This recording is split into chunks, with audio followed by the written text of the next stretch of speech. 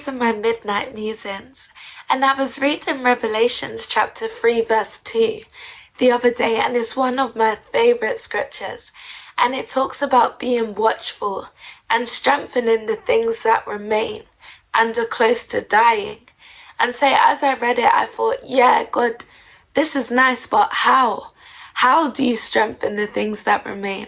God, I'm down bad, and I don't know how to strengthen the things that remain. And so I started to think the way that you would do it is by putting it to work. And I started to think about my own life as I do. And I thought in that season that I just came out of, when mobility was kind of difficult, I found that when I wasn't using my legs as much, it had the opposite effect of what I thought would happen. I thought, oh, I'm resting my legs so that they can become strong again. But the less I used my legs, it was like the weaker they were becoming, because I was using my arms for a lot of things because I'm blam. Yeah. So things like standing up from a seated position, I would push off of the surface with my arms. And so my legs weren't really working that much. It was my arms doing all the work. And so my legs were becoming weaker and weaker and weaker. And so I started to think about a book that I read as well. And it had a section where it was talking about architecture, the architecture of bridges. Because by now you have to know that I love bridges. It's an inexplicable kind of love. I don't know why I like bridges, but I do. And in this book, it was saying that if there's a weak point on a bridge, the worst thing that you could do would be to remove all the pressure off of the bridge, because the weak point only gets weaker. But the way that they resolve that issue is through a process called column strengthening, where they would laden the bridge with concrete and steel and all these different things. And as the bridge is loaded with these things, it increases its capacity to receive more. That what appeared to be a weak point before, because you've worked on it, you've put it to work, all of a sudden it's become strengthened. And so I started to think that on our journey with Christ, sometimes you come against the pressures of life, like everybody does.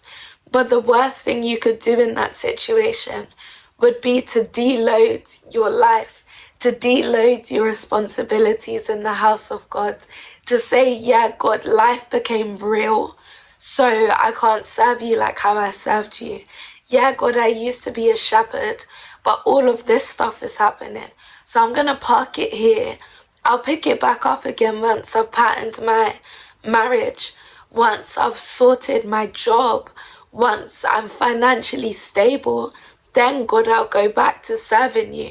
But then it's so weird, because as you say, God, I'm pausing this to work on this, you find that this deteriorates and this never actually gets worked on.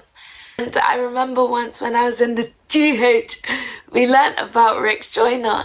And Rick Joyner, once he said to God, God, I'm going to pause my ministry because I feel like I'm far from you. I don't feel that relationship with you. So I'm not going to pastor. I'm not going to do any of this. But I'm working on getting closer to you, God. And then God ended up speaking to Rick Joyner, and he said, nah, that was over the top. That was dramatic. You can do both things.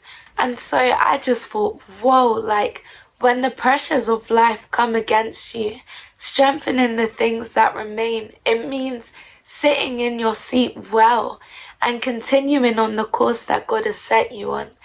It means not turning around to the sheep who were following you and saying, stop following me. Leave me here, like I'm not doing this anymore. So leave me here. It means not doing those things, but rather saying, yeah, God, I'll continue to be your shepherd. I'll continue to work for you. All this stuff is happening, but I'll keep on going, because he's a God who gives you the strength to keep on going. Like I have hospital appointments either on a Tuesday or a Friday, because my doctors asked me, like, Caris, when would you be free to come in and do a meet and greet? and sign some autographs, and I said, I can fit you in on Tuesday or Friday. So they said, Fairs, let's do that. But I also have Bible study on Wednesdays. And so I remember there would be points where I've left hospital on Tuesday and then we just jump straight into Bible study on Wednesday. Like, you keep on going. But there were points I wanted to say, no, I'm not doing it. Like, I want to cancel because I'm in pain. But I would say, no, God, if you give me the grace, then I promise I'll keep on going. Because in Jeremiah 17:14, which is my favorite scripture, Jeremiah says, heal me, O Lord, and I shall be healed. Save me, and I shall be saved. And in verse 16, he goes on to say, because I didn't hurry away from being your pastor. I didn't run away. I didn't shy away from being a shepherd, from being the shepherd that you've called me to be, irrespective of everything that was going on, irrespective of my personal battles. I didn't say, God, I'm not doing it anymore. And so, like, Jeremiah's healing was parasitic upon him being able to remain faithful to his calling. And so I just thought, wow. And you answer your